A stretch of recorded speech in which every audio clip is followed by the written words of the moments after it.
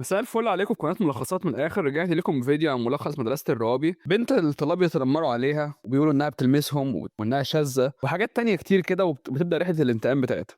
عامل ليكوا صاحب على ايفون عايز تكسب، وصل الفيديو 20 لايك، ولو وصل القناة 50 مشترك هختار واحد من الكومنتات. وتعالوا بقى أقول لكم التفاصيل. الموضوع بدأ إزاي؟ بدأ بمريم، بنت في مدرسة الروابي للبنات. مريم أكتر بنت بتتعرض للتنمر وهي الصيدة بتاعتهم يعني، والموضوع وصل لدرجة إن هم اعتدوا عليها وادوها علقة موت في المدرسة، واتبهدلت جدا لدرجة إنها دخلت المستشفى بسبب الجروح دي كلها. كان عندها امل ان المدرسه تكون مكان احسن وكده، بس للاسف اتحولت لكابوس مش عارفه تفوق منه. وبدات التحقيق مع كل زميلات مريم مين اللي عمل كده وضرب البنت دي، بس التحقيق فشل تماما في تحديد الجاني. كل البنات انكروا انهم شافوا حاجه وبداوا يحموا بعض كده، وقال لك احنا مالناش علاقه بالموضوع. وادعوا كمان انهم شافوا واقعه تانية خالص من اسبوعين فاتوا عشان يشتتوا الحقيقه يعني. صاحبه مريم الوحيده كان اسمها دينا، هي اللي بتحبها جدا وباقيه عليها. مريم دايما بتتعرض لمضايقات من مين؟ من واحده اسمها ليان وواحده اسمها رانيا، اللي بيكرهوها من غير سبب واضح. وليان هي اكتر بنت مشهوره في المدرسه وكل بيخاف يواجهها. وده ليه بقى؟ لان ابوها ليه منصب كبير قوي في البلد وفي المدارس وفي الحاجات دي كلها، وهو اللي ممكن يقفل المدرسه كلها بكلمه واحده لو عايز، او لو حد قرب لبنته ليان.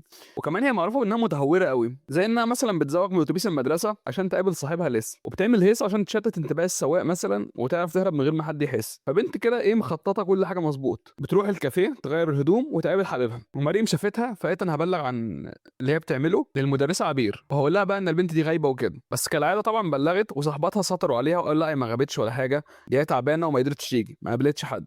بتوصل طلبه جديده في المدرسه اسمها نوف في نص السنه، وبتقعد ورا دينا. ورؤية بتقول انها اكيد عامله مصيبه عشان كده جايه في التوقيت ده. فكان في ماتش باسكت شغال، ليان بدات تضايق مريم كالعاده وتخبطها بالكوره جامد قوي، لحد ما المدربه لمحت اللي حصل فقالت ليان اطلعي بره الفريق ده لانك عدوانيه وبنت مش سويه نفسيا. فليان قالت خلاص انا هنتقم من مريم، وراحت اقنعت كل البنات. قالت لهم على فكره يا بنات، عارفين مريم اللي كلكم شايفين ان انا ظلمها دي؟ البنت دي حاولت تتحرش بيا وحاولت تلمسني كذا مره في اوضه الهدوم. وكل ده حصل قدام نوف الطالبه الجديده، بس ما حدش كذب ليان طبعا لان الكل بيخاف منها، وكل صدق ان مريم فعلا شاذه.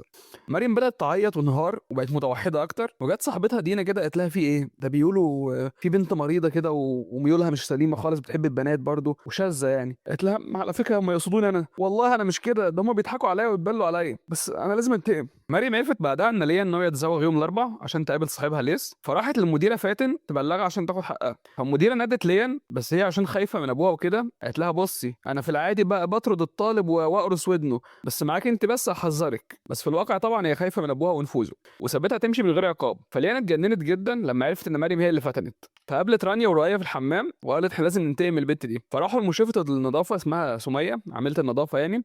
قالوا لها قولي لنا على مكان في المدرسه دي ما فيهوش كاميرات عشان احنا هنكسر عظم البنت دي النهارده. وفعلا دلتهم على مكان كده جنب اتوبيس قديم، وبعتوا لمريم رساله يجروا رجليها، وهناك بداوا يهجموا عليها وادوها علقه موت بجد، لحد ما ليان رميتها في الارض وهي بتغني لها باستهزاء كده. وجت صاحبتها الجديده نوف انقذتها واتصلت بالاسعاف. وفي التحقيقات ليان انكرت تماما، ورانيا قالت انا كنت في الحمام، ورؤية عملت نفسها من بينها. ونوف شافت كل حاجه، بس جالها رساله تهديد على موبايلها قالت لها لو اتكلمتي هتتاذي جامد. فمريم لما رجعت من المستشفى قالت على فكره انا ما اعرفش مين ضربني، ما فيش حاجه من كده حصلت، لانها عارفه ان النفوذ بتاعت ليان وابوها هيحموها دايما وهتخلي حياتها جحيم اكتر. في اجتماع اولياء الامور ليان قامت وبكل بجاحه قالت على فكره بقى انا ما اتبلتش على حد ولا ضربت حد، البنت مريم دي زي ما قلت لكم قبل كده شاذه واتحرشت بيا كذا مره وانا بدافع عني بس، ولو مش مصدقني اسالوا اي حد في المدرسه. وبسبب النفوذ بتاعت ليان والشهادات المزوره المدرسه صدقوها ورفضوا مريم اسبوعين، وحتى ام مريم قلبت عليها وبدات تصدق الكلام كده. وهنا مريم قالت خلاص اتقي بقى شر الحليم اذا غضب، وبدات مرحله الانتقام. مريم رجعت المدرسه ونفذت اول خطوه، ضربت انذار الحريق. واول ما البنات خرجوا شغلت تسجيل ليان ورانيا وهم عمالين يشتموا في المدرسه عبير والمدربه، وعمالين يقولوا كلام بابشع الالفاظ. فالمدرسه عبير سمعت كده اتجننت، قالت لهم تعالوا انتوا الاثنين ليان ورانيا النهارده بقى عقابا ليكوا هتنضفوا المدرسه والبسين كله بلبس ايه بقى؟ بلبس عمال النظافه وقدام البنات كلها عشان تتعلموا الادب. وبعد كده مريم ونوف ودينا عملوا تحالف كده وبداوا يخططوا للتقيله بقى ان هم يدمروا الرؤيه دي خالص. الرؤيه كانت بتكلم واحد اونلاين اسمه طارق، بس في الحقيقه ان نوف هي اللي كانت بتكلمها باكونت فيك يعني. فمريم ونوف استدرجوا رؤيه وخلوا نوف ده اللي هو باسم طارق يعني تقنعها تبعت صوره ليها زي النودز والحاجات دي بس من غير حجاب، عشان يعني يقول لها ما توريني كده انوثتك وبتاع، وعشان عشان اثق فيكي. فدينا فعلا دخلت في الخطه واقنعت رؤية ان ده حب حقيقي. فرؤية بدات تبعت الصور دي، وراحت نوف على طول مخترقه الموبايل ونشرت الصور دي في كل مكان، صور البنت بشعرها وكده على حساب الشخصي، وكتبت كومنتات مهينه لاهلها ودينها. وبكده رؤية كانت اول ضحيه في رحله الانتقام دي. وبعد كده السيزون الثاني بيكمل من هنا، ان بعد ما ام رؤية عرفت ان بنتها نشر لها صور من غير حجاب وتعتبر صور قبيحه يعني، قررت ان بنتها ما ينفعش تكمل في المدرسه دي تاني، واتنقلت بالنهائي كده من لحته تانيه خالص. ومريم نجحت في اول خطوه انها تخلص على اول واحده في الشله، بس دينا بدات تشوف ان الانتقام كان قاسي قوي، وقالت لها احنا برضو يعني ما كانش ينفع نعمل كده. مريم قالت لها على فكره انا غلطان ان انا دخلتك معانا، وكان المفروض اسمع كلام نوف ان انت فعلا ما تبقيش معانا في التيم. وبعد كده نوف قامت تجيب اكل ولقت واحد اسمه احمد. احمد ده صاحب رانيا اللي كان عامل لها فولو، ونوف ردت الفولو. فرانيا عرفت، قالت لها هو بيعمل ايه عندك على الاكونت، هاتي الموبايل ده، وراحت كسراه وحذرتها، قالت لها اياكي تقربي منه تاني. مريم اتخانقت مع نوف وقالت لها ده مش وقت حب واللي انت بتعمليه ده خالص. ونوف قالت خلاص انا هنسحب من الخطه كلها. وبعدها في فريق الكوره كان رانيا طلعت المركز الاول ومريم طلعت الثاني، وده جنن ليان اللي شافت ان مريم ما تستاهلش المركز ده حتى. فراحت سرقت مذكرات مريم وصورت الادويه النفسيه بتاعتها وبدات تنشرها في المدرسه كلها. ومريم من تاني يوم بقى اسمها الطالبه المجنونه خلاص في نظر كل الناس، وبدات تعيط في الحمام وهم وراها عمالين يتريقوا عليها ويقروا المذكرات دي كانهم بيعايروها بيها انها لازم تروح مستشفى مجانين وكده. وبعد كده دينا ونوف رجعوا يدعموا مريم عشان ما تستسلمش وتكمل انتقامها في رحله المدرسه، لان ليان ورانيا كانوا ناويين برضه قبلوا ليس واحمد هناك. ليس ده اللي هو حبيب ليان، واحمد ده اللي هو حبيب رانيا. فنوف قدرت كده تهكر موبايل ليان وبعتت صور تهديد من حساب رؤية عشان يحسوهم ان هم متراقبين من طارق اللي هو كان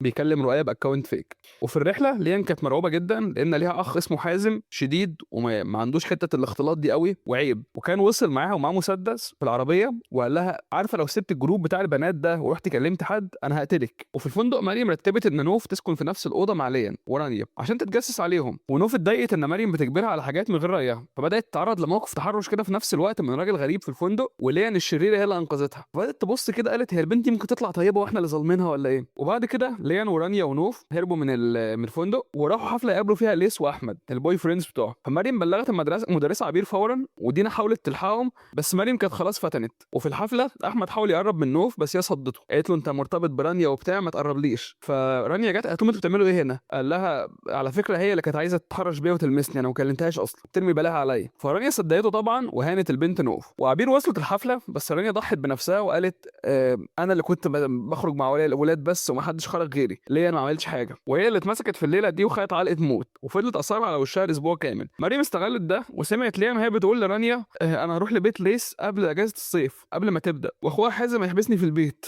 فهقعد مع صاحبي كده قبل ما الدنيا تتسوح خالص من اخويا ده. ويوم التخرج ليان زوغت من الاتوبيس وراحت لبيت ليس ومريم كانت مجهزه رقم حازم ده اخوها عشان تكلمه وتقول له بقى اختك ماشيه على حل شعرها وروح اقتلها وكده. وقفنا عند لحظه كده تردد ان نوف ورانيا عارفين ان مريم هتعمل ايه وهتنتقم من البت ازاي، وبداوا يترجوها يقولوا عشان خاطري خلاص مهما كان ده اخوها ده مجنون حازم ده ممكن يقتلها، احنا اسفين لكل حاجه عملناها. بدات رانيا تقول بس مريم افتكرت كل الذل اللي هي شافته وراحت بعت رساله بدم بارد وقالت بعد النهارده بقى وروني هتضايقوني تاني ازاي. حازم وصل البيت وهو شايل مسدسه وكسر الباب ولقى اخته فعلا مع ليس اللي هو البوي فريند بتاعه. وفي نفس الوقت ابو ليان كان في المدرسه بيذل فاتن المديره ورمى جايزتها على الارض. فحازم بدا يواجه ليان بالعار وقال لها انت بنت دايره على حل شعرك وادي المسدس اهو، وعمر المسدس وسمعنا صوت طلقه نار. والنهايه سابتنا مش عارفين بقى مين اللي اتقتل، هل هو ليان ماتت خلاص اخوها قتلها ولا صاحبها ده اتدخل وقتله هو. وبرضه ما لقيناش عارفين هي مريم انتصرت في الليله دي كلها ولا اتحولت لنسخه اسوأ من الناس اللي كانوا بيأذوها. ده كان ملخص من مسلسل مدرسه الروابي. هو في على فكره ممثلين هنا معروفين في الميديا المصريه زي مثلا راكين سعد. المسلسل ده يا جماعه انتاج نتفليكس وعلى غير العاده هو بصراحه مشهور جدا وموضوع ناضج قوي. نتفليكس عارفين دايما ليها جو كده تجاري بحت، وعشان كده المسلسل ده سمع جامد حتى مع الاجانب. في فيديوهات اجنبيه ليه جايبه 20 مليون، اجانب بحت كلهم انجليز. اشوفكم في حلقه جديده، وصلوا الفيديو 20 لايك. برضه اعمل لكم ان شاء الله ملخصات افلام ومسلسلات قدام. مع السلامه.